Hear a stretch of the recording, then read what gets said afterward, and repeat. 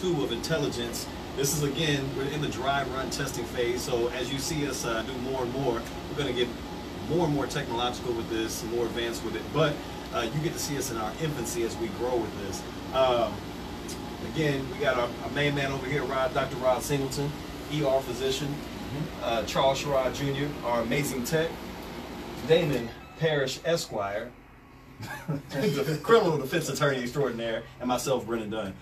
So why don't we just jump right into it? So the first thing I want to talk about, we're going to be heavy and then we're going to be light. We're going to start off with the heavy on this one. Immigration. It's been a big issue for the last several years. Well, I mean, it's always an issue, but it's been a hot topic here lately in terms of children of illegal immigrants and how they're being treated, as well as the illegal immigrants themselves. In case some of you don't know, these children are being held literally in cages in detention facilities. So a lot of people are saying, you know, well, look, if you came over here illegally with your children, then you get what you're supposed to get. That there are consequences for those actions. So all you're doing is meeting your consequences. There are other people saying, like, look, these are children. You know, should we separate? One, should we separate children's demise from the parents' demise? And if you do so, how do you separate them without separating them from their parents?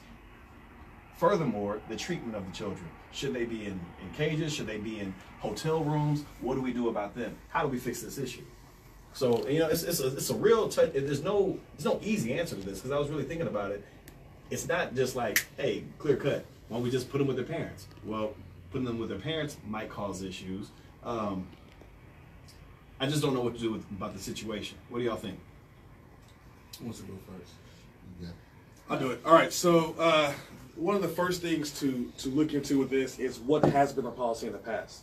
I mean, it's hot right now that we're talking about this, but what was done during Obama's administration or previous, I don't know. But what I will say is this: under immigration law, your first time coming to the country illegally is not a criminal offense. It's a deportable offense, but it's not criminal. So you would get detained in an immigration facility, have a hearing, and then get deported back. But that in and of itself is not criminal. What becomes criminal is when you enter the country again, and it's called entering EWI, enter without authorization. When you enter the country again, that act of entering the country again makes it criminal. So I would say you to first separate those persons who come for the first time and whose actions thus are not criminal but illegal, so still deportable, versus a criminal. Because if they're not criminal but illegal and being deported, then they should stay with their family. I don't see why they can't stay with the family. If they are criminal, and then you have to go through the criminal process, and it's a totally different ballgame. For the sake of the discussion, can we just simplify and just assume that it's just a crime?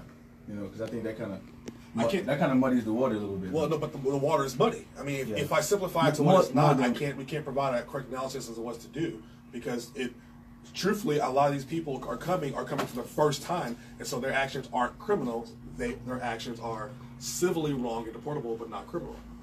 Okay. So, would it matter? I mean, yeah. I mean, would your answer to the question change based on whether or not they were being held civilly or criminally? Would your answer to whether or not they should be separated? I mean, what's the purpose in separating? What's the purpose of separating them in the first place? Right. I mean, people want to know that. That's the overarching issue. Not only are they caged up, but they're caged up by themselves. They don't even have their parents with them. They are literally saying, "Hey, come with me. We're going to give your child a bath, never to be seen from again." Yeah. Right. I mean, it's a wrong thing to do. I don't advocate. I can't say I advocate taking care from their parents. Every situation is different. In this one, I don't quite know. I mean, it's hard to answer that question, because as a lawyer, I look at it from the legal aspect to say it's what the law says. But as a father and a human, I'm saying no. So if I answer the question as a human and as a father and as a man, I would say no. In this circumstance, they should not be separated, because this to me should not be a crime. And so I would say it should be together. But if I look at it under the lens as a lawyer at the law, well, it's a different answer. Does anyone know that they separate men and women also? No. They don't? But here's so they keep families, so a husband and wife going together. They keep the husband and wife. I think they actually separate. I don't know the specifics, but so they separate. They separate everybody involved. So they have women's detention center, children's detention center, and men's detention center. But I think the overarching reason why this is inside of the eye of so many people is not because of all that nuance. It's because of the separation issue. And I think we have to be aware of the fact that some of this may be a little sensationalism, right? Because we don't know what the conditions are in these places. And in addition, it seems like we pick and choose what issues that we want to take up and because this is separation of families is an untoward or unintended consequences of enforcement of a lot of federal laws. If you think about things like the drug law, black and other minority families for 40 years now under the guise of the war on drugs have been separated from their families for offenses that we all know is not amoral in and of itself, right? So while I am sympathetic to this crisis, I feel that there's a little bit of hypocrisy in it that we've jumped on this bandwagon so quickly with a paucity of facts available to us and other issues that affect our community in a similar way, and not even similar, even more so than this, we don't give the same attention to.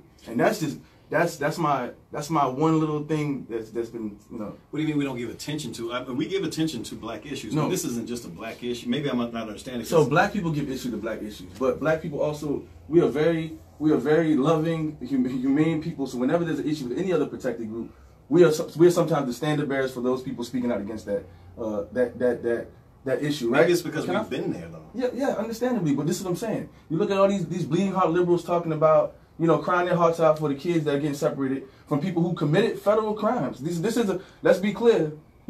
As much as we hate to see families separated, these people are committing federal offenses, and the consequences of committing federal offenses is you have to answer to the law, right? I mean, I'm not saying that. I'm not saying no. So do the parents of convicted drug criminals, when they go to the Fed, do they get to take their kids with them? The parents of convicted drug criminals go to prison. The children don't go to prison along with them, and that's the issue. You can't conflate those two issues and act like they are the same thing. The comparison is an erroneous comparison, because people that go to jail for criminal acts, for regular statutory criminal acts.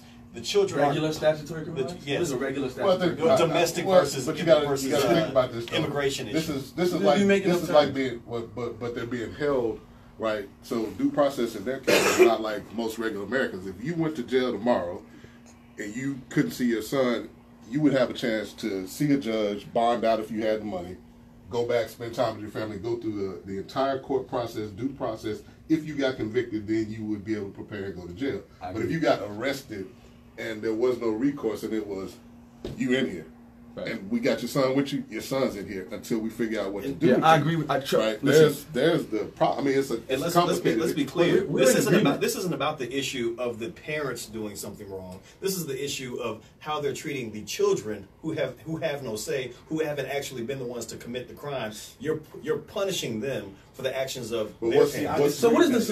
What is this? Because I don't think so. Because you're attacking on both fronts, and I understand what Rod's saying, and I sympathize with it.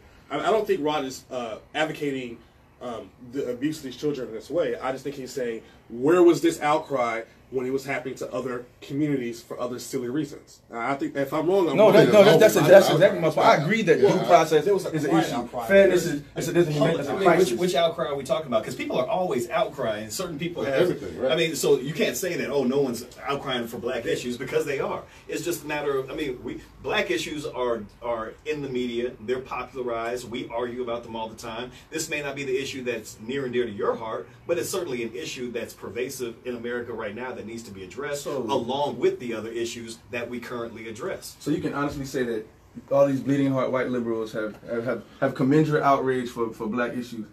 I'm not a white liberal, so I can't. You're an observer, though, right? I can't speak on that. I definitely do believe that some of the same ones that are out here fighting for immigration are also the same ones who fought for civil rights. So yes, we're not talking about past tense. We're talking about a crisis. Okay, who are fighting for civil rights? If that makes you feel a little bit more heartfelt. So, I think you're muddying my point, because my point is not that I agree with Chuck. Clearing it up. No, I agree with Chuck. I agree with the point you made. I agree this is a crisis. It's something that we need to resolve.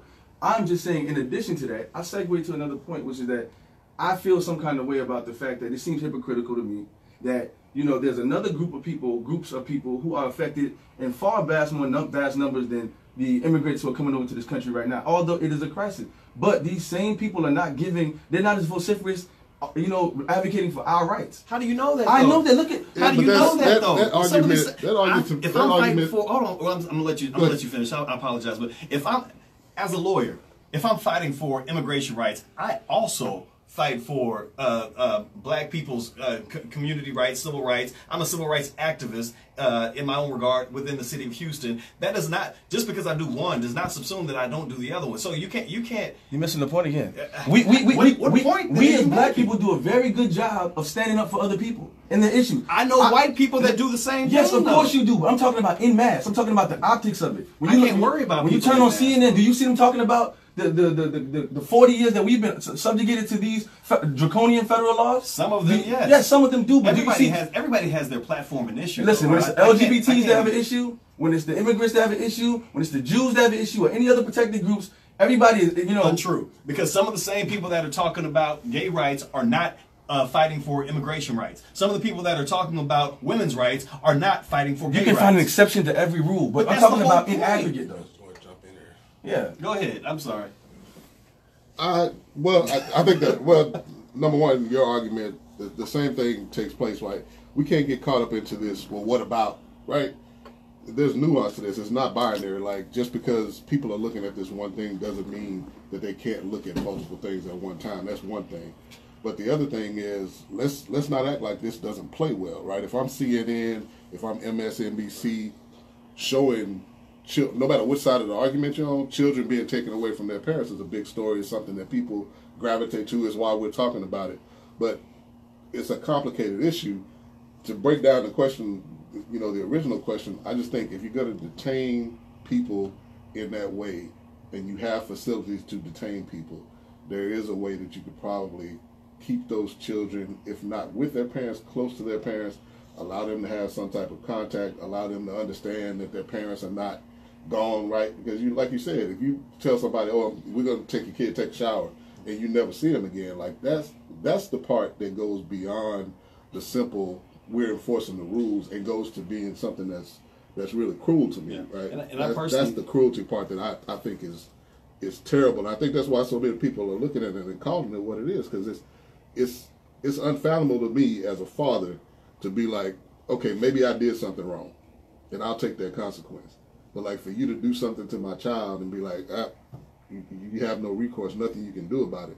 That's kind of that's fucked up to me. I agree with you, and I think that the world is filled with banana peels and slippery slopes. And when you talk about this type of issue, when you talk about the way we deal with the humanity of this issue, all it takes is for you to be silent a couple more times before it finally affects somebody like you in another minority community. So part of the issue that I have here is that when we look at something like this, the less we vocalize the wrong that's done, the more the people who are empowered to do that kind of subjugation feel strongly, you know what, I can take it a little bit further. I can do a little bit more. Because I mean, this is the same country that was built on illegal immigration. This is the same country that came in murdering people, saying, you know what, we're going to take this land. That's probably why they're so scared of the illegal immigrants coming in now, because they're like, ooh, we've seen how this chapter rolled out for us. We don't want them doing to us what we did to them. And maybe that's part of the fear for them. But, as we walk into this new era of humanity and civil rights, it's hard not to see the hypocrisy, and you talked about the hypocrisy. It's hard not to see the hypocrisy in what they're doing. But if we're silent on it, I don't care what white liberals are talking about. If it's an issue that can affect me eventually, then I'm going to continue to fight for it. We're all speaking up against it. I think we all think we're all on one accord as far as are we gonna move? Let me get the last point. Go ahead. Because I think this goes back to something we talked about with this administration last week, and this is another thing that I think may be on purpose, because if you're talking about the symptom, you're not talking about the disease, and that's whether or not the immigration policies as they exist now are right. Remember, for a long time, that's what people were talking about, is the policies themselves, whether or not we should be, having a Muslim ban, whether or not we should be, how immigration should be handled, the very getting down to the nuts and bolts of the law itself, versus now we're just looking at, we've gone past whether or not they should even be in those detention centers to just, oh, look at the kids. And that may be something that this administration is doing, because now the news is not about really looking at immigration policy, it's just looking at that one piece. So, or to add it to could that, be orchestrated. To add to that, it actually could be not at all like that. I mean, it could be the same idea in that it's a distraction from something else in general. He just met with, they had Global G8, well, I think that was G8. G7. Huh? G7, who knows what came out of that? I mean, really, immigration policy is controlled by Congress and the President. We can protest, not much we can do about it.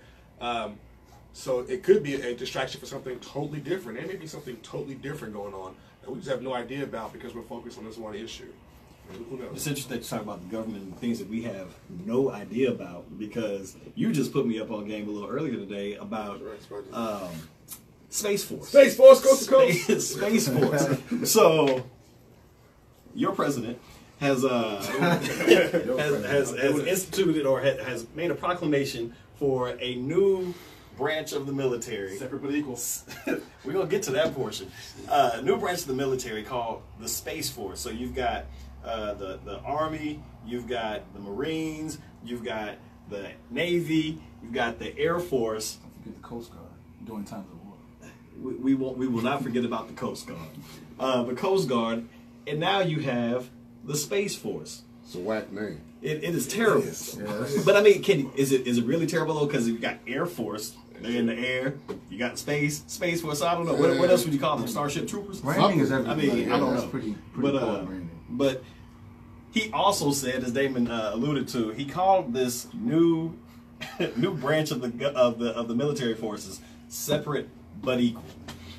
To the Air Force. I feel like somebody told him, "Hey, Don't steal my fire, bro." See, that's why I don't like to talk to you. Go ahead. No, Say what you, I knew you were gonna do that. I was waiting to see if you did it. And you did go ahead and say what you want to say. No, go ahead. By all means. My African king over No, here. go ahead, man. You witnessed that, right?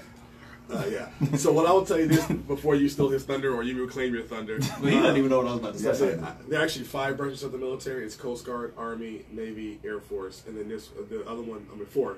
The other one would be Space Force. The Marines are a subset of the Navy. The Navy. That's absolutely right. We paid that. Just FYI. Word. Okay. So it's interesting that he would use separate but equal. I don't think he used the language.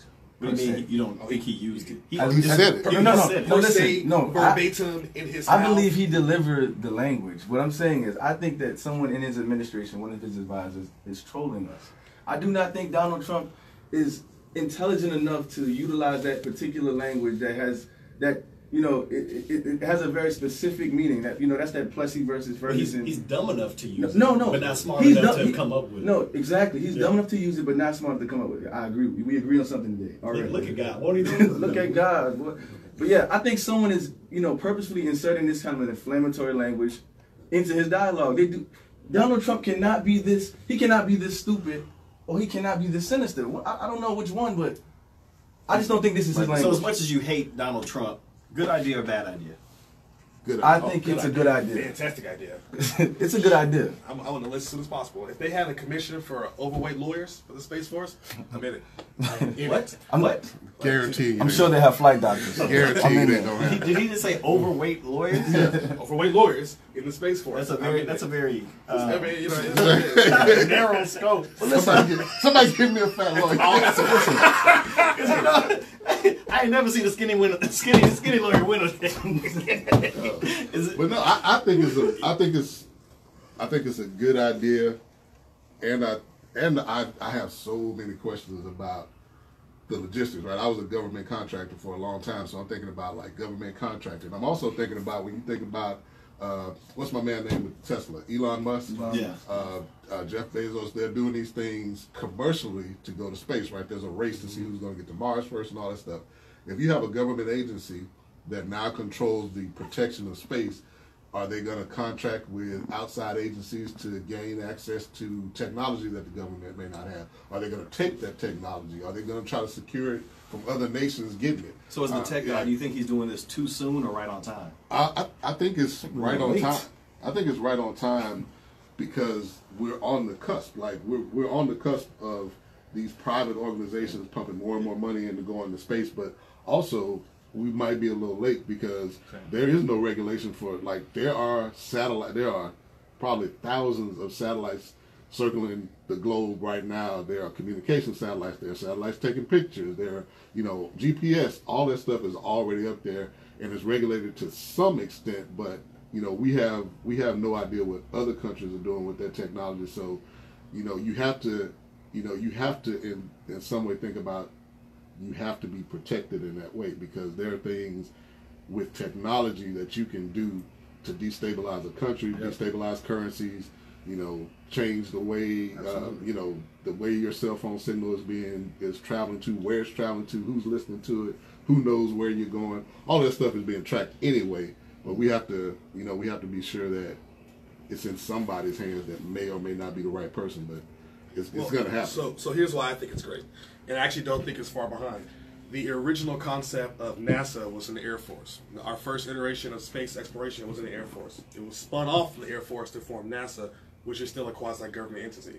So we've been involved, the government's been hands-on involved with space exploration since the beginning. And like you said, Chuck, you also have NSA with their satellites. You have a lot of different various spy agencies in space in some form. So really all you're doing is taking what I imagine to be NASA, and NASA won't exist the same way anymore. And militarize it, or not so much militarizing it, but adding a military component. Now, if that's militarizing it, then I guess that's what it is. I just want adding a component, but I don't think that component, like we're all envisioning spaceships and like traveling out in space and lasers. I don't think it'll be that. I think it'll just be like satellites. And I'm really disappointed because he didn't call it the Federation. I'm Right. really disappointed because when I'm telling you right now, if I get a chance, the Federation. I'm going to be the black Captain Jean-Luc Picard. Now, he can't call it the Federation yet, though, because there's no Federation. There's no Federation. Exactly. Well, Yeah. but it's Federation. going to be the Federation of The States. first one. In space. Yeah, man. So, you talked about protecting interest. Houston wants to protect its interest. The Lakers want to protect their interests. Philadelphia wants to protect their interests. Boston wants to protect their interests. And Cleveland wants to protect their interests. They probably want to protect it more than anybody else. What am I talking about? I'm talking about who? LeBron James. LBJ. My man has some decisions to make. The GOAT. He had. let me let that ride right now. He has some decisions to make, and rumor has it that he's been spotted in Houston looking at some private schools. Rumor also has it he's been spotted in L.A. looking at some schools for his kids to go to. Who needs LeBron the most? Who benefits the most from LeBron? And where should LeBron really go? Okay. Three questions. In order?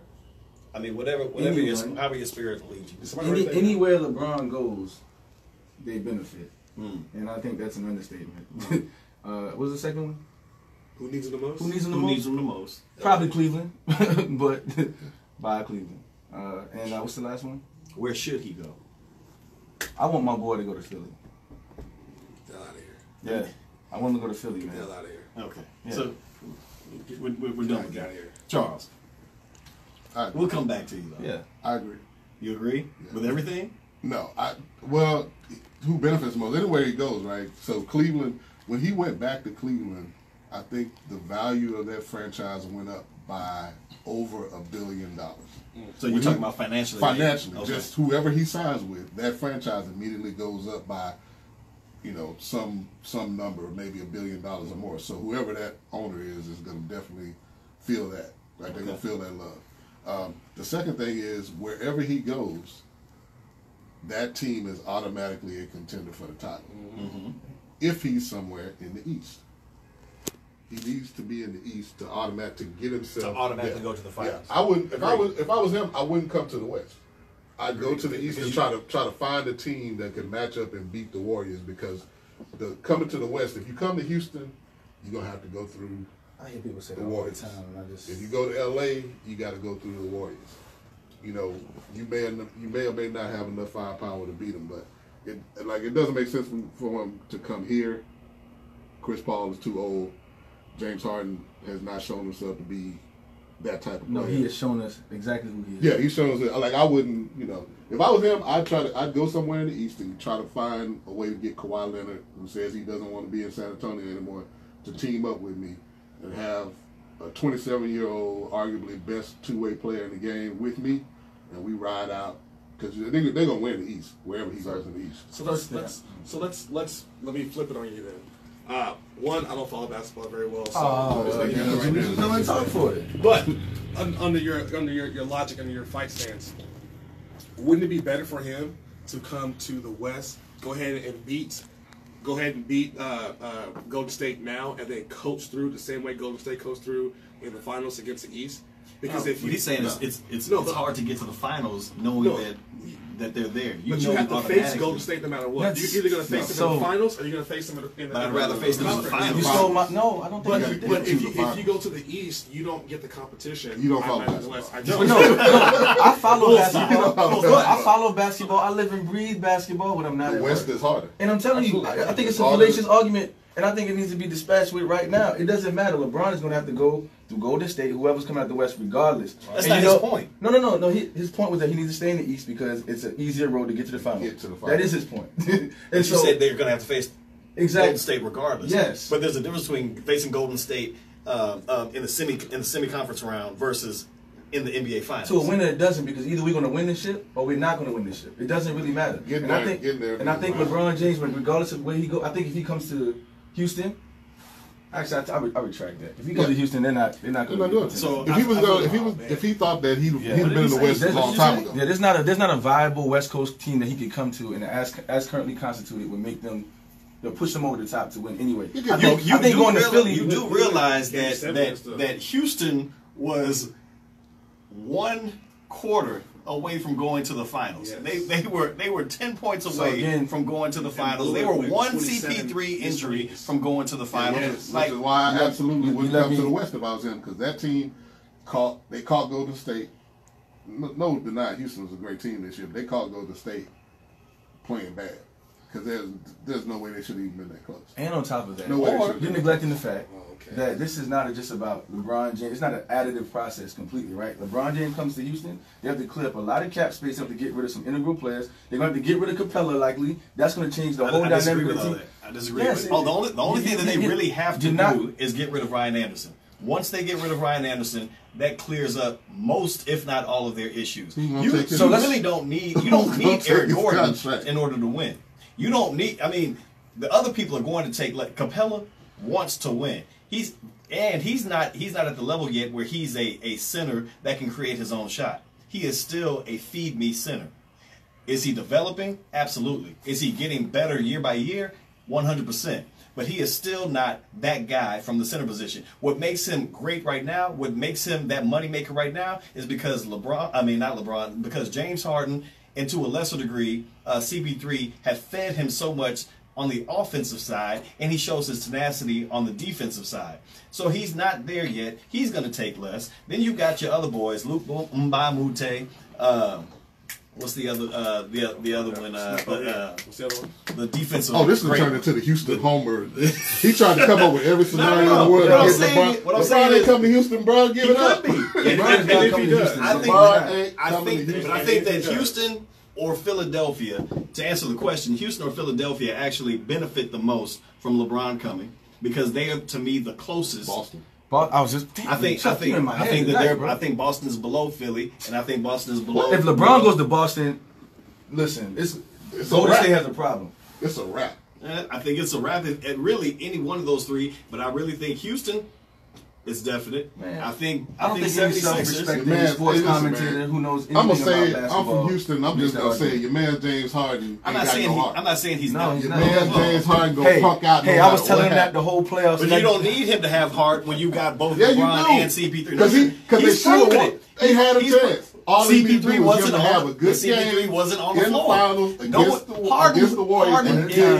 Harden is who we thought he was. Trash. And there's no question about that. $200 million trash. I'm not about to sit up here and argue for Harden's heart. I'm not about to sit up here and argue about the tenacity of Harden. Harden is a stupendous offensive player. Not when it counts. An average defensive player. And he is by far one of the best individual players that the game has seen. That has nothing to do with winning a championship at that level. And he's not the one to lead. He will lead them as a team in scoring, but he will not lead them when it comes to the heart of the game. And I think LeBron and or CP3 do that. I think I want to borrow a phrase from Max Kellerman. The best way I can describe James Harden, and I agree with you, he's one of the most prolific scorers.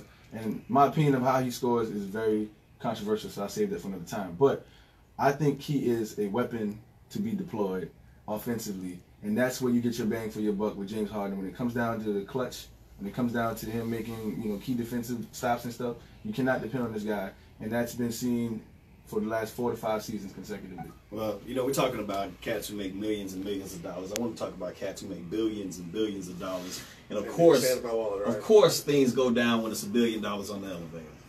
We're talking about this new and improved, arguably, Jay-Z, along with his bae, B. They just came out with a new album. Let me just stop you right there. Let's just rewind that. We're talking about Beyonce and her husband. We ain't talking about we ain't talking about Dude Jay. You killing him. You killing him, Smalls. You killing him. We're talking about Beyonce and that dude she with. That one cat? You talking about that one cat? My favorite rapper in the game. I think he's the best to ever do it. But listen, he has man, gone into the field of his wife, the biggest star in the world. There is nobody else. There's nobody else other than her husband who you would let headline a show with Beyonce. Who else? Who else would you be like, yo, I'm going to see Beyonce and... I would say Bruno. Yeah. I actually agree with the guy. I would say Bruno's cold. I agree with the guy. For Beyonce. So you want to know? I feel it's strong. Let me just say this. When Bruno Mars came to Houston, where did he play? I don't know where. The Toyota It's Center. a trick question. He played at the Toyota Center. Yeah, where the Rockets play. Beyonce's selling that NRG. Beyonce plays in the football. That doesn't mean that he still couldn't do it if he wanted to. I mean, he's not. His fan base, there is nobody who is as big as her. She is the ticket. She is the draw. So somebody else can come and open for her. It doesn't even make financial sense for her to have somebody else on tour with her. Hov definitely She can let people open. Now, Hov Hov definitely is had the my biggest guy. come up. Hov's my guy, but he gets. You think he had the biggest come up? Hov had the biggest come up with that Absolutely. marriage, man. I gotta tell you. Absolutely. And Hov is, I echo the sentiments of my guy. That's the GOAT. So, Hov the GOAT. One interesting thing about this particular album that caught my attention is Jay-Z changing his rap style to fit new age rap. The new staccato type of this new syncopation of rap. Yeah. It's interesting to me the evolution of originators into the current culture. Do they do themselves a disservice by evolving with, or should they keep that nostalgic piece of them that is who they are? No, I think he's always done that. He's always what? He's always changed his style. Has he? He's always changed his flows. He's always changed his beat selection. The people that he, even going back to Life and Time Volume 3, right? Life and Time Volume 3 was right in the heart of right after Snap Music, right after the South started taking over. And the first thing he does is go and get Pimp C and Bun B and make Big Pimpin'.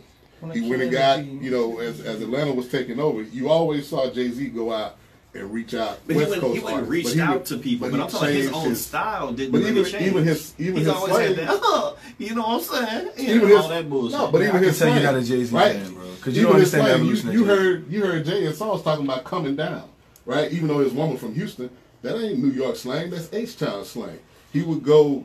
I mean, if you like really, and I've done deep. Like he's my favorite rapper, so I listen to his progression. He's always done little tweaks to keep himself current. That's why he's like number one after number one after number one. His content is always Jay, but he'll always go get just the right producer, just the right person to go with him. I feel a little bit cheated when I hear some of these cats come out doing new stuff, because his that's flow not might have changed, but his content hasn't changed. Well, the content may not, but the flow is what we loved about. Like for instance, when Usher came out and he started getting into his little pop phase and stuff, and the kiss. What is it called? He was talking about kissing girls, whatever it was. I forget what song it was, but it had because I'm a good kisser and all. It had it wasn't the Usher that I knew. It took me like 2 months to really start feeling this. Now eventually, yeah, you do. Because there's something to be said. There's something to be said about old bitter go man. with what you know. No, it's about being an artist. To quote my favorite rapper, Beyonce's husband, nigga on my old shit, buy my old album.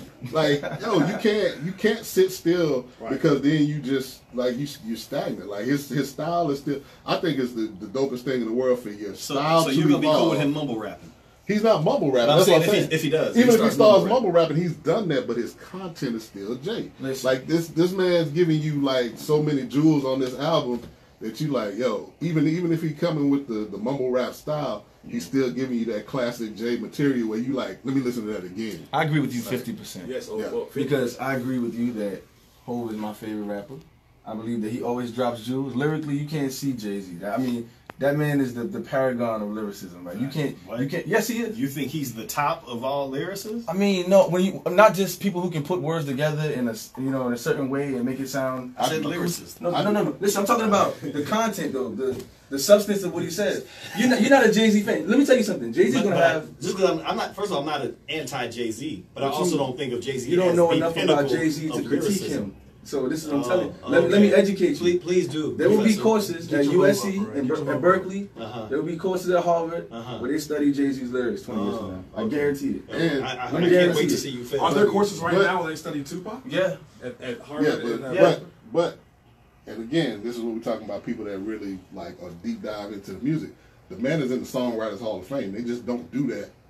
They don't just do that based on harmony. Not in the Songwriters Hall of Fame. No, it's only him and another rapper. They are not in the Songwriters Hall of Fame. They are not. We're talking about people like Diane Warren and Bob Dylan.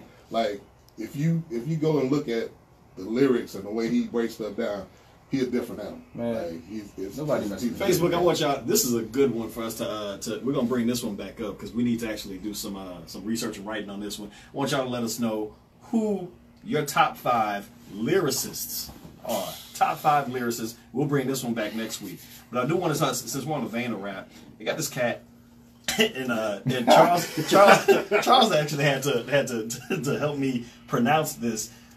XXX Tentacion.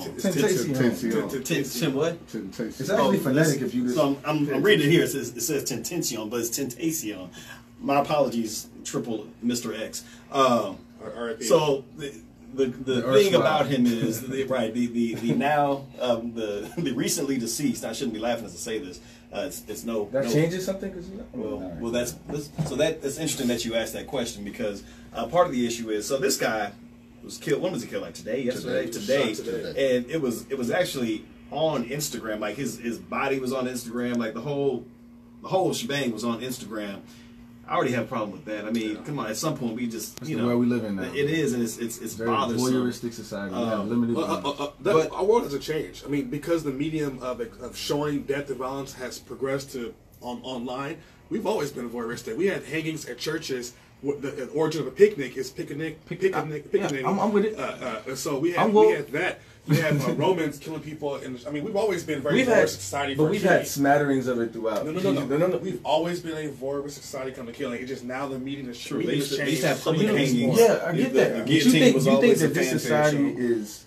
You think previous generations were more open about airing out dirty laundry than we have been? Absolutely. I don't think we've changed. I think this isn't a new concept. So you never. The only difference between now and then is the expediency with which that information. Man, I got Southern grandparents. Man, you don't find that you got a doggone uncle until they died and he's 50. The only difference is the expediency with which information is given. I think there's a huge difference. I'm not gonna argue that. The difference is during those other times, even if you go. If we don't go back too historically, right, there used to be a video. You guys remember there was a video called Faces of Death? Yeah. Oh, yeah. They show people dying. Yeah. That shit was the difference is it was the people who chose to go and view those things. If you chose to go to a public hanging, if you chose to look at that video and that was your particular kink or your voyeurism, you could do that. Now, it's just broadcasted and you could be scrolling through your timeline looking for jokes, looking for me, whatever, and you see somebody's dead body. And I think that's the thing that, I don't want to see that. But if you were walking past the courtyard in Renaissance France and there's a hanging going, there's a guillotine being set out for somebody's beheading. It's no difference if I'm walking down the courtyard versus it is a big difference. If you're the only leaving your difference church is the and medium. you walk outside your church, you can see the hanging. You can I'm choose pretty to sure walk they straight. Listen, the only difference is the medium in which it's being delivered. But that's important though, because it's not only different in kind, it's different in scope. How much you see of it now, we're inundated with it now. We can't even extricate ourselves from it. Sure you It's can. different. Don't get on Facebook. It's very difficult to do. That's what I'm saying. It's not. People do it all the time. Listen, they people press a button people that says desire to log be out. on Facebook for other reasons than look at gory so images. in this run room- into gory images. You can't avoid Who has it. seen it? I haven't seen it. I've seen it. heard about it. So we have 1 out of 7 people in this room that's seen it. Although we all have access to Instagrams, we all know it exists. We haven't seen it. We chose not to. I'm not on Instagram, so I probably would see it. The only But I reason bet I some of y'all actually- are and have access to probably the same connections that would have aired on your Instagram feed. Well, and you didn't. I didn't see it because once I saw people were posting it, I chose, like you said, So I chose. you had I a chose choice to step do it. away. That's not Yeah. always an option. But there's been times where I've been scrolling through and seen something that I was like, yo, why did you? Like I've had to be like, yo, let me block this Yeah, person. I've seen let some me people unfriend on this Facebook person. showing their new profile pictures. Why did I have to see that ugly ass I picture? mean, but you, too I late. had to be forced to look at some ugly people on Facebook. I mean, it be like that. I sometimes. can't believe I y'all think think it's- it's I think it's think the same. it's totally But- the same. But go ahead. Let's- But the let's- question let's go was, back. you Charles you were irritated by something, not necessarily his death, but there was something about his death that bothered you. Why don't you go ahead and expound on Well, it? I wasn't irritated by it. It was something that just came up as so. The young man had some things in his past where he had beat his girlfriend to the point that he'd broken 2 bones in her face. She currently And this needs- is XXX. yeah, the Okay. young man that passed away. He had beat his girlfriend. He was accused of and I think convicted of rape. He had a lot of very bad things in his past. To where, like I said, his girlfriend needs orbital surgery now to save her eye, like she had been beaten. And on most social media platforms, you had people that were saying, you know, even though he's popular, he's very popular with young kids, and he had music that they like. People were saying he didn't deserve to be on magazine covers. He didn't deserve to have shows because of these things he'd done. They didn't want to support his music. And when he passed away today, there was a faction of people that were saying, well, you're a hypocrite if you're saying rest in peace, or if you're sad because yesterday you were saying he was a piece of crap and he deserved what he got. And his whole aura, everything about him, he actually had a tweet where he told somebody, next time you do it, next time you come at me, make sure you kill me so I can't talk shit, right? That was him saying that. So people were saying that was his energy. He died the way he lived, which was bringing that energy of I'll fight you, I'll beat you, I'll kill you. So it's hypocritical for people to say on one hand you're a trash human being, and then once he passes away, R.I.P. I disagree with I that. disagree with that completely. No, You I can- don't. it's a I'm matter- not saying that whether was- or not that it was was right. the I'm saying that was the Yeah. conversation days. People were saying if you had that energy for him yesterday, then either say nothing or don't send out your condolences talking about how. And I think it's sad when anybody's life is lost because there could be something could have happened where he could have changed his life. He could have done some positive things. Who knows what could happen? But there were people saying, if you live, if you're out there in the streets and that's the way you live and that's the energy you bring. Damon, what's your take on that? No, I think that's dumb. I mean, you can pay your respects to a deceased person and still not honor what they did in life to make them not an honorable person. Plenty of people, we all sin, so everybody sins. And I'm not saying. But you say pay your respects. What respect should be given? The fact that they're rest in dead. peace. I am sorry. Well, you're maybe they dead. don't want him to rest in peace. Maybe they want you to rest in burning hell. So you can pay that respect also, but don't get mad at me because I want you to and rest in peace with your soul. But let's That's the whole point of this. let's also remember we're talking about this social media age where everything is thoughts and prayers. We're talking about people sending out condolences to somebody they had no association with. Like you just some kid you saw on the internet yesterday. You didn't know how to pronounce his name. You didn't know what songs he had. Yesterday, but today. But he got killed, and then you were saying dead rappers get that's better what promotion. I'm people- still sorry that's he's what dead, people- though. I mean, I am too, but I'm saying that's the argument that people are making. I get it, and I think that's a pathetic argument. I mean, you still can be sorry somebody's dead without forgiving that past transgressions. And you're not saying whatever he did in the past is over and done, fuck it, we're moving on. But you can still say, man, rest in peace, that sucks, you're dead. You didn't get a chance to get redemption from this woman you hurt badly. You didn't get a chance to get redemption from this other woman. Maybe this is the Aquarius in me, but I really don't care if you don't get that. You had a choice before you beat I'm an a Aquarius woman's ass. Well, maybe you're a different type of Aquarius. Two days Maybe you're a gentle You think that Aquarius. warrants a death sentence? No, I don't. That's not what I said I at know. all. I What I just said, wanna know. what I was saying was, I have no sympathy, nor do I have any empathy for the fact that you are dead now. Given the fact that you were just recently the dredges of society, whatever it was. If you were a pedophile, whatever the case may be. And the other thing, I can't feel sorry for you. Oh man, you were gone too soon. No, you were gone pretty early. Well, the other thing people were saying, Brennan, was that people were wishing condolences who had never spoken on him before, right? They'd never spoken on him before, and they had never sent any wishes out to the woman that he beat, and they were saying, "You don't care. You don't care about victims." That's even more pathetic because there's a difference between someone you assaulted who can live to heal and to rebuild their life and go on and go past and grow, and someone whose life gets snuffed out. That's a complete difference. I think that we are too radical in this country, man. We take sides and it doesn't really. Did you just say we're too radical? I'm the opposite of radical. Did you, sir? You jest. You can't possibly sit up here as the antithesis of a neo-Nazi. Aren't you like Radical Rod on Twitter? Stop. But I think there's something to be said for that, because there's a lot of things happen now on social media. People comment on things that they really don't care about in order to be part. There's a groupthink thing that's coming on, like, oh man, so and so passed away, R.I.P. Like, you ain't listening to no music. You don't know his name. You didn't care about, but you want to be part of the.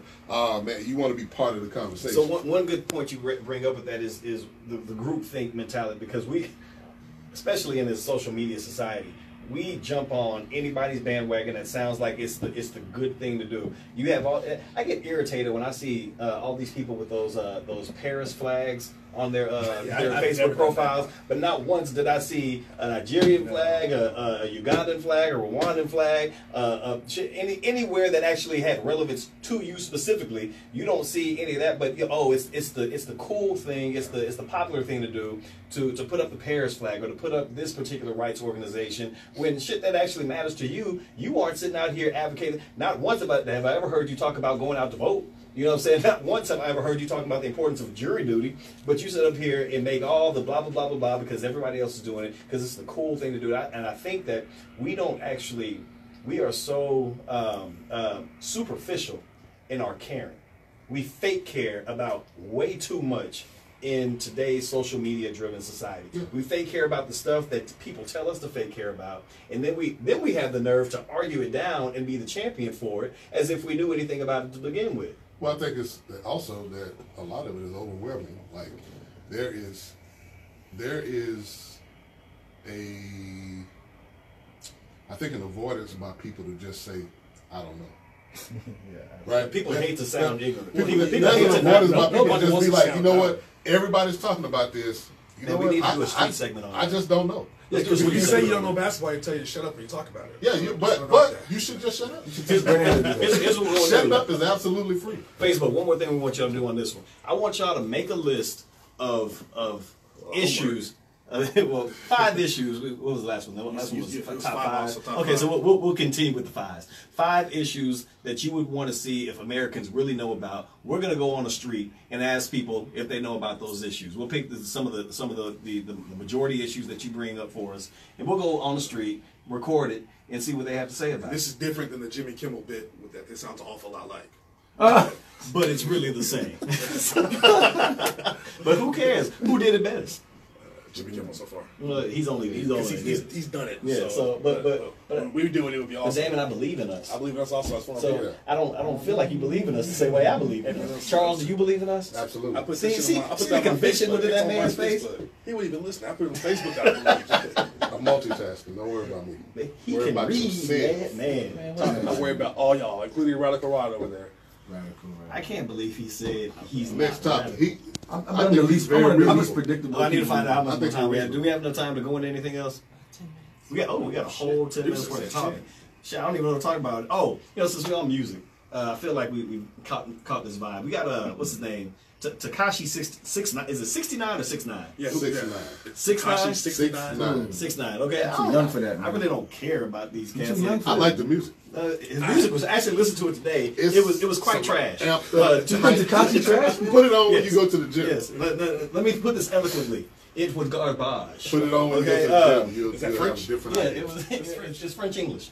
Patois. Pardon so pardon my patois on this, but he was garbage. So first of all, this is a he's not even black. Does he have any black in him? Because I was looking at him. How would I know? I was trying to. Well, you the one talking about. Oh, Do you you too young know? not to know. Do you know if he has? I don't even know how much black I have in me. What do you mean? I don't know. He actually knows. That's why he said Nigeria first. He went Oh. back to the motherland. I think he is. I I think don't he wanna- is of Hispanic descent. Hispanic descent. So one interesting thing, as I was listening to some of his music today, he used nigga a lot in his vernacular. Cultural appropriation in music. Do we care? Should we care? Is it good or is it bad? I care, but you know, we're the one that's relinquishing our creative control. We're the ones that's not, you know, asserting our agency and, you know, taking advantage of our own art. Stop real quick. You say we're the ones relinquishing our creative control. Yes. What do you mean by that? Do we ever have creative control? Yes, we had creative. We create when you create something out of there was no market for rap when we created rap or other forms of expression. We invented it. People saw value in it. They took it. They monetized it, and then they took it from our hands. At some point, you have to take some kind of accountability for that. But I'm how not saying to can what you do degree. I'm not saying to what degree, but you know, you have to accept some kind of responsibility for that. But tell me, how can you do that? How can we, back to your rap hypothetical, how could they have taken it and owned it and kept it for themselves and for no other? So you have examples of black artists who have, you know, have become moguls for lack of a better word. Of course, they're not completely vertically integrated in how they, you know, push out their music. They're not distributing. They may not be doing everything, but so are a lot of white artists. So what I'm saying is there are degrees to how much you can control your craft. You know, Puffy Combs and even Jay-Z, those guys are some guys who have, you know, exemplified that model. How could they have monopolized rap to the exclusion of every other culture? I didn't say necessarily to be to exclusion, because there are other cultures who've created things that they haven't made exclusive to us. I don't believe in that. I'm not a counter racist. I don't believe in that. But what I'm saying is that to a much greater extent, we have relinquished a lot of our creative control and the rewards from that. I just don't think we had control in the first place. Creative control is problematic. That's why I asked you your definition of it, because when I think of creative control, I think of a group of people, or a person or a group of people who actually have the ability to set the standards, who make the payments, who receive the payments, who actually set what's going to be the standard for the day. We've never really had that. There's always been Sony parent company, the white boys up top, who have always had the creative control for us and who decided who was going to do what and when they were going to do But it. let me ask you the question. Now that we know the game, we have the agency, we have the means, right? Why are we not doing it Well, now? I'm not disagreeing with you on that, but you said we've always had creative The control. historical That point was is my moot. issue. The historical point is moot because you now made we the know point. what it is, and we still allow these people to appropriate or expropriate our art. We're still doing it. But they're not In appropriating 2008. But you what made do you that mean point, though. allow? You can't stop somebody from creating. No. So we're just talking about, you know, what are we talking about specifically? Because I think I'm talking about something separate. Yeah, We're I think talking so. about music, cultural appropriation, or cultural appropriation in general, but more Well, specifically, but we're in this music let's thing. get specific though, because you brought up this kid, right? Yeah. What does cultural appropriation have to do with that kid's music? 'Cause So some would argue he doesn't look like your average rapper. So some would He argue doesn't rap like your average rapper. Well, he raps like an artist. His music doesn't sound like your average rapper. I mean, he says nigga. He kind of a mix of Onyx and Pop. Yeah. Was that Linkin Park? But he kind of got that vibe. But there's a rock, when they did there's a the, rockish rock- vibe with, to it. Yeah. with Jay-Z? I agree. Linkin Park-ish. But okay, so Mashups. Tekashi, Eminem, Iggy, all these people, these non-black people, they are for all intents and purposes. Bruno Mars. Not Bruno. Yeah, we all love Bruno, so he gets to pass. No, Bruno is black, man. Oh, Bruno's not black. Bruno is Puerto Rican. He is a black man who speaks Yeah, Spanish. but I near think the water. he's a Puerto That is Rican. what he is. I don't put Eminem in that category either. But so then I mean, so cultural appropriation. What is it for you then? Because if you don't put Eminem in that, you have to at some point acknowledge that either A, rap is meant for everybody, It should be. or B, rap is something for us that has been taken from us by others. Cultural appropriation to me means that somebody takes something from our culture or any culture. I don't want to make it specific to black. It may be Hispanic, Indian, whatever. Taking something from the culture and acting like you created it. not paying homage to this is what like Bruno Mars does every time you see. So there's a difference between not taking credit and paying homage. What's the difference? Because Iggy Azalea never says she created some shit, but she doesn't. She certainly doesn't. Go Right, back she and does say, not show. But she doesn't show homage. So is it both? She or doesn't is it show just any. one? She doesn't show any respect not only to the originators of her craft, but to the people where that craft comes from. But she doesn't front like she's black. She I didn't doesn't say she did. So does she What I'm commit saying cultural is, appropriation?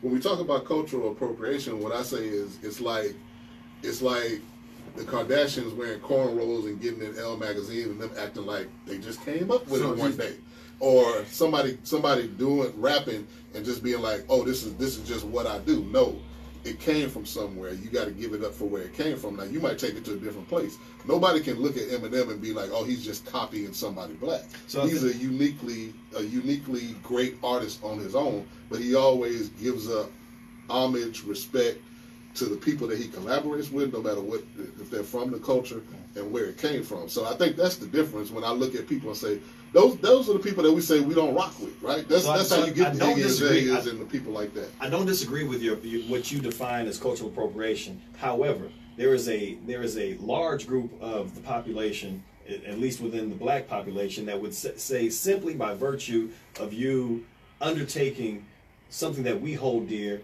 rap, R&B, whatever, they would say Robin Thicke, culturally appropriating something, because by virtue of being something that we hold as our own, and having somebody else come in and do it, for good or bad, it's still cultural appropriation. Art is for everyone, and I agree with Chuck's definition, and I'll also add to that definition that if you dispossess the people who created it from a means of profiting or benefiting from that art form as well, I think that's the distinction between cultural appropriation and just cultural possession. You see somebody like Bruno Mars, he's collaborated with black artists. He's putting people that don't know about those black artists up on game, saying, hey, I learned this from Teddy Riley. Now, if you're a young kid who doesn't know anything about New Jack Swing and you hear your favorite artist say Teddy Riley, you may then go, well, let me go see where this is from. So it's interesting that you say that, though, because by virtue of a black person being black, do they not have to have that same responsibility and appreciation? Because you're saying that these non-blacks have to be responsible for knowing from whence their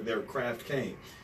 There's all young anybody, little anybody.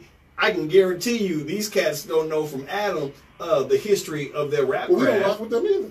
The young rappers, so how they are just as fraudulent. The rappers that get on. See, you're saying two different things. You're saying they're fraudulent. They're just as fraudulent. You're saying that there's a birthright. Because the people that get on to be like, well, I don't listen.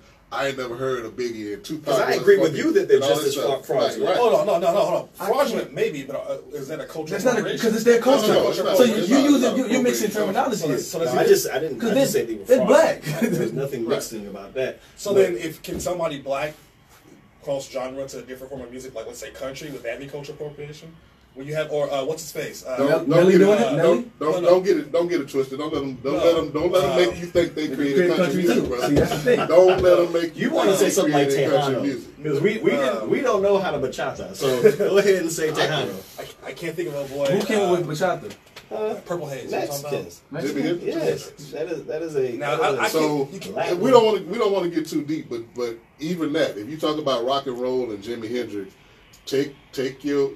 go back to Chuck Berry and Big Mama Thornton, because rock and roll was created. So we should really just say black people made music. So no matter what the hell you do, you are appropriating our shit. Is what we do. Is there a difference? We make beats. But the Chuck Berry rock and roll and the Jimi Hendrix rock and roll aren't the same. Now his version of rock and roll is slightly different. Does that matter that there's a different iteration or a different? Because he was the progenitor of it. No. So everything transmutes. So if the music evolves to something that's a good different, point, man. and you play on the evolution, do you still and not the you original, can't take credit for everything. No, you can't. I'm not that guy, man. I'm not that. You know, you've ever had those hoteps? I don't know which guy you're talking about. Those hoteps who will tell you, "Oh, my brother, didn't you know that the primordial PlayStation was found in Egypt?" But you play that guy so well, right? Like I'm saying, I'm not that guy. White people create great things. Other cultures create great things. Yes. I'm just defining it as I want to define. But what he's saying is valid though. At some point, like two things diverge so much that they become separate entities. Right. And at some point, you have to say, you know what? I created this. Yeah, But it may have started here, but I created this. He just picked the wrong person because Jimi Hendrix didn't come up. Fair, He didn't come fair. up under white guitars. But his point is still a valid point. He came up under the Isley Brothers. He's a He famous came up black under guitarist. one of the greatest black guitarists. Oh, I think someone said Darius Rucker was the name. Darius Rucker, yeah. Well, that's Hootie and the Blowfish. Hootie. Well, anyway, that's a I like South it. Carolina cat. Matter of fact, it's been good. It's been real.